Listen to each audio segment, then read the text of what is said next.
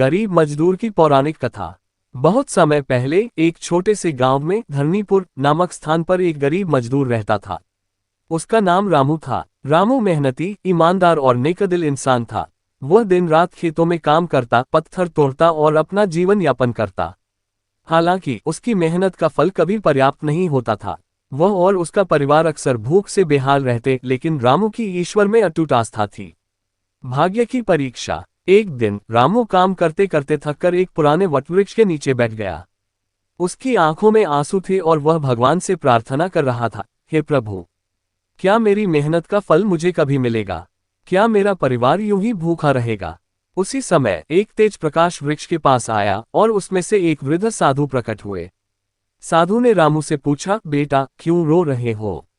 रामू ने अपनी सारी पीड़ा साधु को सुना दी। साधु मुस्कुराए और बोले, तुम्हारी भक्ति और मेहनत देखकर मैं बहुत प्रसन्न हूं। मैं तुम्हारी मदद कर सकता हूं, लेकिन तुम्हें अपनी बुद्धि और धैर्य का भी परिचय देना होगा। साधु ने रामू को एक मटकी दी और कहा, यह मटकी जादुई है। इसमें तुम्हारे द्वारा कमाया गया प्रत्येक दाना संचित होगा और तुम्हारे अच्छे कर्मों के अनुसार ये दाने सोने में बदल जाएंगे। लेकिन याद रखना, लालच मत करना और हमेशा ईमानदारी से काम करना। कर्म का महत्व। रामू ने साधु को धन्यवाद दिया और मटकी लेकर अपने घर आ गया। उसने पहले दिन खेत में काम किया और जो भी अनाज मिला उसे मटकी में डाल दिया। आश्चर्यजनक रूप से अगले दिन सुबह मटकी में अनाज सोने में बदल गया। रामू बहुत खुश हुआ। धीरे धीरे उसकी स्थिति सुधरने लगी। उसने अपने बच्चों के लिए अच्छे कपड़े खरीदे, घर की मरम्मत करवाई और गांव वालों की भी मदद करने लगा। रामू की ईमानदारी और परोपकार के कारण पूरे गांव में उसकी सराहना होने लगी। लालच का जाल। लेकिन समय के साथ रामू की संपत्ति बढ़ने लगी। उसके मन में धीरे धीरे लालच आने लगा। उसने सोचा, यदि मैं और अधिक अनाज मटकी में डालूं तो और अधिक सोना मिलेगा। अब वह अपनी जरूरत से ज्यादा काम करने लगा, लेकिन उसने परोपकार करना कम कर दिया।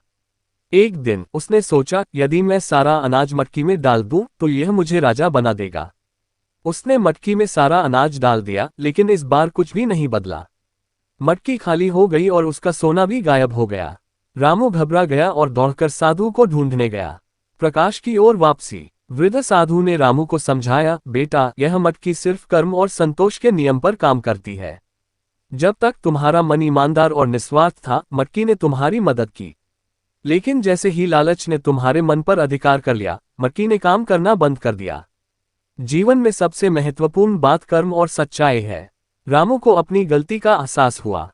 उसने साधु से क्षमा मांगी और प्रतिज्ञा की कि वह फिर से मेहनत करेगा और ईमानदारी का जीवन जिएगा।